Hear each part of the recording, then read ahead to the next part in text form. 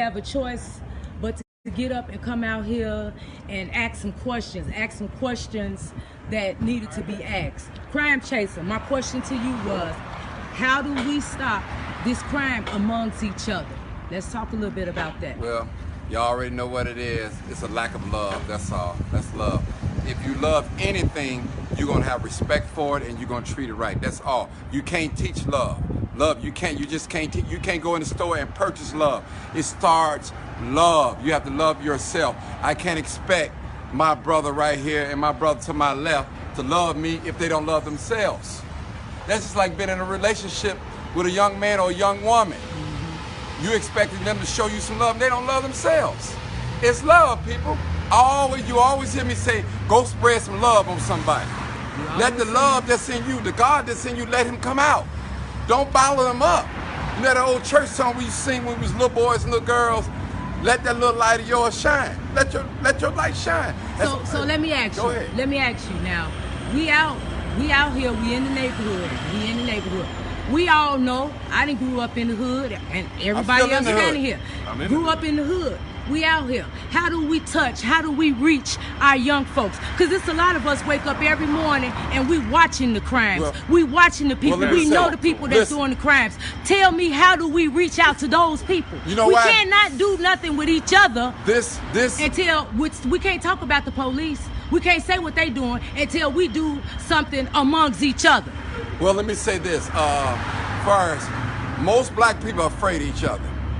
We on the bus. We see a young man talking crazy to a lady, we won't say anything. We on a train, we won't say anything. We see a group of guys coming, we going across the street. We just don't want to say anything because we are afraid of one another. When I walk up to a black man, I say, how y'all doing, black man? I speak to him, let him know, hey, I'm your brother. I'm not here to fight with you and come back with you. It's love. We are afraid of one another. That's all it takes. Okay, so how do we get away from that fear of talking to some of our young people, of telling them, this is not life, this is not how you do. You taking other people's lives your same age. How do we approach? That's what we need to come together to do. How do you approach? Well, for those of you who don't know me, before I was doing photography, I worked for the Chicago Park District and worked in some of the worst neighborhoods of Chicago. One of the things, you have to get to know the people that you are about to approach. You got to gain their trust. And once you get to know them, once they get used to seeing your face in the place and you gain their trust. I lived on 69th and Troop, and nothing but drugs, nothing but gang boys. And I had a relationship with them whereas, okay, fellas, you cannot be standing in front of this house. You know, I don't want to have to keep calling the police on you. They respected that. You have to gain their respect. Once you gain their respect, you can get in their head. It's not easy. You can't be afraid. You got to take the chance. You just got to step up and take the chance and say, you know what? I can show you how to make money a better way than the way you're doing it. But I care about you. How do we ask them? How do we teach them that it's a better way? How can we encourage them that it's a better way? Big example. Listen. There's no better example than being an example of what you preach and practice and talk about. That's all what it is. You can't preach love and you practicing hate. You know what I'm saying? You can't do that. Love and hate can never be friends. Carry yourself. It's a way, just like he's saying. It's a way you carry yourself, and they're watching you. They're not gonna always say anything. I agree with you. They're watching you, saying, "Ooh," they're trying to figure out how do they approach you. And then once you get the conversation going, you find out that they're watching you, watching the way you carry yourself. I didn't argue with those guys on Troop. It was the way I carried myself. I went to work every day. I played with the dog every day. I showed them that, hey, men do this. There ain't nothing wrong with it. You got black boys thinking they have to be tough to be a man, and then they're listening to the wrong people. You could be listening to the wrong adults. Chastity begins at home. If you don't have a caring parent, I say that all the time. If you don't have an educated parent, and a lot of these parents, sadly to say, it's not their fault. They're not educated. What I mean by educated, love your child. Don't look at your child as a mistake, even if you didn't plan on having them right then. Don't look at them as a mistake. It's a gift from God. Love your children. Another one of the problems we have in our community is foster children. Bad foster home. People adopting kids for the money, and they let these kids go out on the street, and these kids are looking for love, and they find that they find going out on the street is the love. And that's what I'm saying. We have all these people out here on the street. I see some grown people out here doing the same type of stuff. So how can we teach our younger folks that this is not how life goes? We can't make it no further other than jail or dead. How do we teach them different? How do we work together? I'm trying to get some answers on us all coming together. Y'all brought me out here. I've been sitting back at home watching y'all. I've been on Facebook watching y'all. Y'all done brought me out here because this Iran, Emmanuel, and all that. That ain't gonna happen. They gonna keep saying the same thing. It's gonna keep being the same thing. What? Because they can't fix it. That's why they can't answer what y'all asking them. Oh, what we gonna do about the crime? Guess what? We all out here. How do we work this out, young man? We're in a city of lack of education. We're in a city of desperate need of education. When I was going to school, we was taught how to get along with each other. That's not taught anymore. Why? Because the schools they are tearing down, they putting everybody together in one school. I hate him, he hate me. That's right. So when you put that together, what's gonna happen is gonna boil. We allow cell phones in the school, which it shouldn't be, unless it's in their locker. There you go. Shouldn't have never started. It's in their locker. So I see you, I'm calling my homie, we up here at the school. We don't know how to fight, so we shoot. You can buy a gun like you buy candy at the store. Right. It's ridiculous how this city just became straight trash in the last 2 years. It's sad. You got young women out here prostituting themselves, selling their body. So disrespectful for a man that lay up with a young lady old enough to be your daughter. It's disrespectful.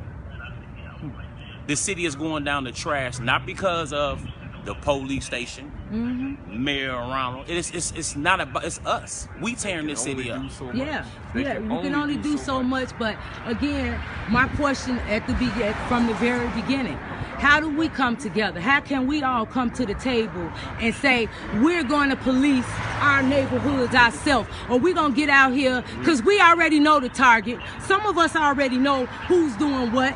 Some of us already know this. We got to admit. And we, again, like you all say, like crime chasers say, we scared. Some of us are scared to even approach each other. We watching the drugs being sold. Like I said, we got to clean up our shit.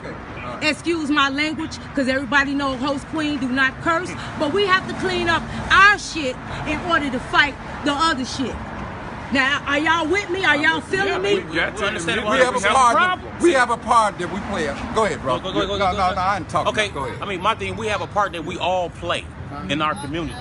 But the thing is that we don't have the resources we need. You know how much it costs for us to rent one of these halls and get a bus to get these brothers down here to talk to these brothers? It's a lot of money. Ain't no jobs out here. But Family Dollar. We got all these boarded up schools. Yeah, in my neighborhood, this is what they did with the school. They turned it into an apartment complex. That's what they're gonna do with the rest of them. But see, the thing is, the thing is, let's stop showing up at the police station with the mayor here. Let's show up when he doing these construction bids. Ribbon cuttings. Let's show up down there. I don't knock nobody what they do. Shut down Lakeshore Drive, marching. These people gonna spend their money the way they want to spend it. I mean, yeah, because we done did all this margin, and I wasn't out there. I've been out there a couple of times, but crime chaser, I done seen you guys. Y'all done did all this margin, and I look on the news this morning, how many people done got killed, how many people done got shot. That's where I'm at with it. Well, how do we stop this? That's why I keep saying, hey, I'm asking y'all. Listen, let me just say this. First of all, it's not a we thing, it's an individual thing, because I can't give an account for what this brother do. I can't give an account for what he do. I have to be an example of what I practice and believe and preach in. So that's what I'm saying. That's how it's going to start. But let me say this with the margin. Results, if you plant a seed in the ground, you're not going to get no instant results. Right. You're not going to, it's just not going to take time. If there's a divine order in everything, you can't have no B unless it's an A, and you can't have no B unless it's a C. So, it's an order. A baby don't come out eating steak like that or with teeth. So it's an order to take place. So we're working on our people. I mean, just like gentrification, it don't happen in one day. Right. It's a span of years. So we have to continue to condition our people, our minds, say, hey, y'all, we got to change. We got to change. We got to love on one another. We got to start doing better for one another. We got to help. It's like, sister, I could be on the bus with you and I could hear a man call you B-I-C-C-T-H and I won't say nothing. We got to stop and say, listen, brother, don't disrespect a sister like that. You know what I'm saying? We have to speak up. We have, as men, I'm going to say this, sister, as a man, I'm 49 years old, be 50 years old this year, if God say the same. We have failed the women. And the well, what do you mean by that? What do you mean by that, Martin? We have failed to protect you guys. We can't even protect you guys properly. And you can, well, you know why we can't? You know why a lot of our black men can't? Because they too busy messing over a lot of us. No, so that's a whole nother conversation that I ain't gonna even get into. No, you ain't got, it ain't even messing over. They don't listen. It's not a messing over, sister. They afraid Once again, to die. It's lack of education. And when you was little, your mama told you how to treat a man when you went outside. Am I correct? You don't she taught me respect. Exactly. To a man or a woman. Exactly. But see, the difference Elderly, is this. She taught me respect. The difference is this. The youngest grandmother is 31 years old. Mm-hmm. Some of them younger than that. How can you teach me something when you ain't been through nothing? Ooh, bingo. You got instances. So where, that's the issue. It's not about the grandmother chasing the granddaughter's boyfriend. It's not about the. I mean, it's going on. See, the thing is, what we need to do understand as a unity. If you make the team look bad, you got to go. Mm-hmm. Some of us out here making the team look bad. Yeah. I don't knock nobody hustle how they carry their life and what they do with their life. Mm-hmm. But when it comes down to your immediate family, look how it responds, they react. But when it comes to a whole city, because we all are family. Everybody got a 312 number, everybody got a 773 number. We all family. It don't even matter. Right. We need to understand that we are a family. We need to stick together. Let's not worry about the police. They gonna do what they do, but we gonna do what we do. And that's how that goes. That we need to come together. So I have you guys out here, the crime chaser, and man, we all got to give ups to the crime chaser. Every time I look up, he on the east side, south side, north side, wherever the crimes is going, he letting you know areas, what I mean. Everywhere Indiana, he in places and areas I wouldn't even go in. But again, I've been watching, I've been following them, and I just had to get out here and get some of this and find out. Let me say something before I cut you off. Listen. Come on, then. God uses, and I'm not getting religious on you guys, he uses ordinary people. I'm an ordinary person to do extraordinary things. So if I can do it, you can do it as well. Love what you're doing and do it well. You know what I'm saying? And do not let fear rule you. Now, sometimes when I video, I was like, man, did I really go down there and video that in front of all these thugs and all that? Yeah. I'm like, man, what was I thinking? Like it was on 63rd. Yeah. It was on 63rd. Yeah, but it happens, you know, when you in your zone, let me say that. When you God sent, God will equip you with whatever you need, whoever you need, because I know this brother right here, he got my back. All I got to do is make a phone call. He got me.